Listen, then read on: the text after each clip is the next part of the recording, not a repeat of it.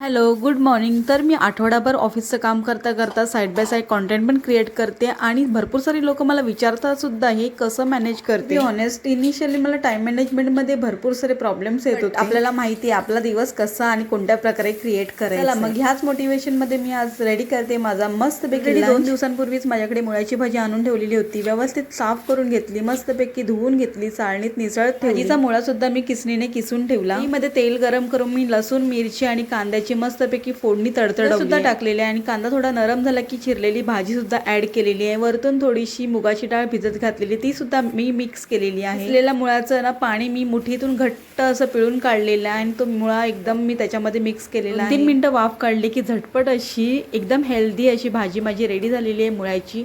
आता माझ्या लंचमध्ये आहे बाजरीची भाकरी, डाळ आहे, भात, मुळ्याची भाजी आणि हे लोणचं आहे ते मी इन्स्टंट बनवलेलं आहे.